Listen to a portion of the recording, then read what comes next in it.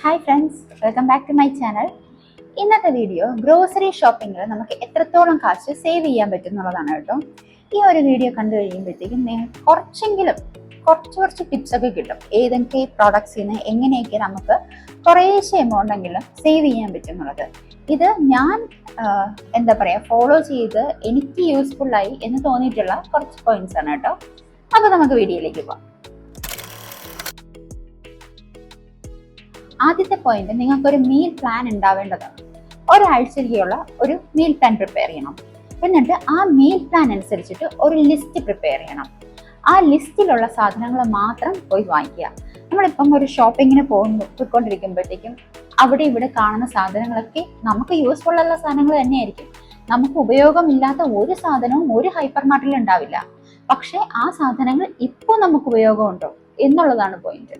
ഇപ്പൊ നമ്മളിങ്ങനെ നടക്കുമ്പോഴത്തേക്കും നമ്മുടെ ലിസ്റ്റിൽ ഇല്ലാത്തൊരു സാധനം കാണുകയാണെങ്കിൽ അത് ഈ ആഴ്ച നമുക്ക് യൂസ്ഫുൾ ആയിട്ടുള്ള കാര്യമാണോ എന്ന് ചിന്തിക്കുക. അതങ്ങനെ അല്ല എങ്കിൽ അതെടുക്കാൻ പോകരുത്. സോ ഈ ലിസ്റ്റ് വെച്ച് ഷോപ്പ് ചെയ്യുന്നത് നമുക്ക് നമ്മുടെ പേഴ്സിന്റെ കനം നമ്മൾ വിചാരിക്കുന്നത് പോലെ കുറയത്തില്ല. നമ്മൾ ഈ വാങ്ങിക്കൊണ്ട് വന്ന സാധനങ്ങളിൽ പെട്ടെന്ന് ചീത്തയായിട്ട് പോകുന്ന ഐറ്റംസ് ഉണ്ടായിരിക്കും. ഇപ്പം നമ്മൾ ലീഫി വെജിറ്റബിൾസ് ഒക്കെ മേടിക്കുകയാണെങ്കിൽ ഈ മുരിങ്ങയിലേക്ക് പെട്ടെന്ന് വാടിപ്പോകും. അപ്പം അതൊക്കെ ആദ്യമുള്ള ഡിഷസ് ആയിട്ട് നമ്മൾ കുക്ക് ചെയ്ത് വെക്കുക. ഇപ്പം ഫോർ എക്സാമ്പിൾ നമ്മൾ ആദ്യമേ തന്നെ പെട്ടെന്ന് വാടാത്ത സാധനങ്ങൾ വെച്ചിട്ടുള്ള ഫുഡ് ഐറ്റംസ് ആണ് ഉണ്ടാക്കുന്നതെന്ന് വെച്ചോ. ഒരു മാസം ഒരാഴ്ച അവസാനം ആകുമ്പോഴത്തേക്കും നമ്മൾ ഈ എന്തുണ്ടാക്കാം എന്ന് പറഞ്ഞ് ഫ്രിഡ്ജ് നോക്കുമ്പോഴത്തേക്കും നമ്മൾ മേടിച്ച് വെച്ചേക്കുന്ന പല പച്ചക്കറികളും ചീത്തയായിട്ടുണ്ടാവും. അപ്പം നമ്മൾ വീണ്ടും പോയി പർച്ചേസ് ചെയ്യേണ്ടി വരും. മനസ്സിലായില്ലേ? അപ്പം ഒരാഴ്ച തന്നെ നമ്മൾ 2 തവണ വെജിറ്റബിൾ പർച്ചേസ് ചെയ്യുന്നത് പോലെ ആയിക്കും. സോ ആദ്യം വാടിപ്പോകുന്ന പച്ചക്കറികൾ വെച്ചിട്ടുള്ളതെല്ലാം ആദ്യം തന്നെ കുക്ക് ചെയ്യുക. അതുവഴി നമുക്ക് 2, 3 തവണ ഒരേ പച്ചക്കറികൾ ഗ്രോസറി ഷോപ്പിങ്ങിന് പോകുന്നത് നമുക്ക് ഒഴിവാക്കാൻ പറ്റും. ഇപ്പം നമ്മളൊരു സാധനം മേടിക്കാൻ പോകുമ്പോഴത്തേക്കും നമ്മൾ കുറച്ച് പേരെങ്കിലും ഇങ്ങനെ ബ്രാൻഡ് വെച്ച് മേടിക്കുന്നവരുണ്ട്. ഫോർ എക്സാമ്പിൾ ഇപ്പം സൺഫ്ലവർ ഓയിലൊക്കെ മേടിക്കാൻ പോവുകയാണെങ്കിൽ ഗോൾഡ് വിന്നർ വാങ്ങിക്കണം എന്നുള്ളതായിരുന്നു ഞാൻ ആദ്യമൊക്കെ ലിസ്റ്റിൽ എഴുതുക. പിന്നെയാണ് അത് സൺഫ്ലവർ ഓയിലിൽ നിന്ന് മാറ്റിയത്. കാരണം ഒരു പ്രോഡക്റ്റ് മേടിക്കാൻ പോകുമ്പോഴത്തേക്കും നമ്മൾ അറ്റ്ലീസ്റ്റ് അതിന്റെ പ്രൈസസ് ഒക്കെ വെച്ചിട്ട് മറ്റ് പ്രൊഡക്ട്സുമായിട്ട് അതിന്റെ സിമിലർ മറ്റ് പ്രൊഡക്ട്സുമായിട്ടുള്ളത് കമ്പയർ ചെയ്യുക.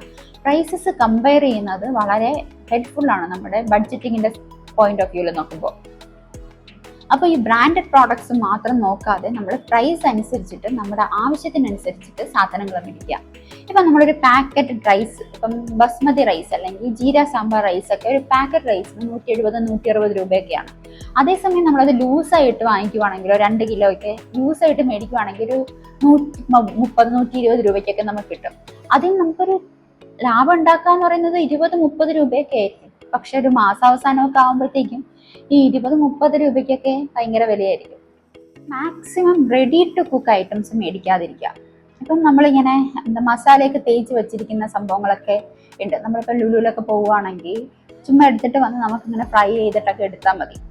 അത് എങ്ങനെയുള്ള മസാലകളാണ് അവർ യൂസ് ചെയ്യുന്നതെന്ന് നമുക്കറിയില്ല.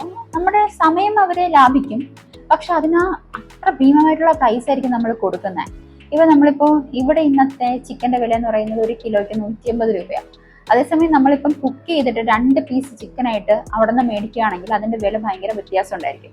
നമുക്കൊരു ഹോം കുക്ക്ഡ് മീലിൻ്റെ സാറ്റിസ്ഫാക്ഷനും കിട്ടത്തില്ല, എന്നാൽ നമ്മൾ ആ ഒരു എഫേർട്ട് എടുക്കുകയും വേണം. സോ എപ്പോഴും നമ്മൾ ഈ റെഡി ടു കുക്ക് ഐറ്റംസ് മേടിക്കാതിരിക്കുന്നതായിരിക്കും നല്ലത്. അതിന് കുറച്ചുകൂടെ ഓവർ പ്രൈസ്ഡ് ആണെന്ന് എനിക്ക് തോന്നിയിട്ടുണ്ട്. പിന്നെ ഞാൻ ശ്രദ്ധിക്കുന്ന ഒരു കാര്യമായിരുന്നു ഈ ജിഞ്ചർ ഗാർലിക് പേസ്റ്റ് ഒക്കെ. അതൊക്കെ ശരിക്കും പറഞ്ഞാൽ നമ്മളിപ്പം പെട്ടെന്ന് കുക്ക് ചെയ്യുകയൊക്കെ ചെയ്യുവാണെങ്കിൽ ജിഞ്ചർ ഗാർലിക് പേസ്റ്റ് ഒക്കെ ഉണ്ടാക്കാനൊക്കെ ചിലപ്പോൾ ഒരു സമയം നമുക്ക് കിട്ടത്തില്ല. അപ്പോൾ ഇങ്ങനെയുള്ള റെഡി ടു യൂസ് ആയിട്ടുള്ള ഈ ജിഞ്ചർ ഗാർലിക് പേസ്റ്റ് ഒക്കെ മേടിക്കുമ്പോഴത്തേക്കും നിങ്ങൾ ശ്രദ്ധിച്ചിട്ടുണ്ടോ, ഒരേ വെയിറ്റുള്ള സാധനങ്ങൾക്ക് തന്നെ പല റുപ്പീസ് ഉണ്ടായിരിക്കും, പല വിലകളായിരിക്കും. അതെന്താന്ന് എനിക്കറിയില്ല. രണ്ടകത്തും ജിഞ്ചർ ഗാർലിക് പേസ്റ്റ് തന്നെ ആയിരിക്കത്തില്ലേ? സോ ഞാനത് ഒഴിവാക്കിയിട്ട് എന്താ ചെയ്യുന്നത് വെച്ചാൽ ഞാൻ ഫ്രീസ് ചെയ്യും. ഈ ജിഞ്ചർ ഗാർലിക് പേസ്റ്റ് ഒക്കെ ഉണ്ടാക്കിയിട്ട് ഫ്രീസറിൽ വെച്ചിട്ട് ഫ്രീസ് ചെയ്ത് വെക്കും. അത് നമുക്ക് കുറച്ചുകൂടെ നാളത് നമുക്ക് യൂസ് ചെയ്യാനും പറ്റും, പെട്ടെന്നൊന്നും ചീത്തയാവത്തുമില്ല. സോ ഇങ്ങനെയുള്ള പാക്കറ്റഡ് ആയിട്ടുള്ള സംഭവങ്ങൾ മേടിക്കുന്നതിന് പകരം ഫ്രീസ് ചെയ്തിട്ട് യൂസ് ചെയ്യാൻ ശ്രമിക്കുക. അത് നമ്മുടെ ഗ്രോസറി ഷോപ്പിങ്ങിനുള്ള ആ ഒരു ബഡ്ജറ്റിങ്ങിന്റെ പോയിന്റ് ഓഫ് വ്യൂവിൽ നോക്കുമ്പോഴത്തേക്കും അതിൻ്റെ കാശ് നമുക്ക് ഒത്തിരി സേവ് ചെയ്യാൻ പറ്റും. സോ എൻ്റെ ഗ്രോസറി ഷോപ്പിങ്ങിൽ ഞാൻ ചെറിയ ചെറിയ കാര്യങ്ങളൊക്കെ ശ്രദ്ധിക്കാറുണ്ട്.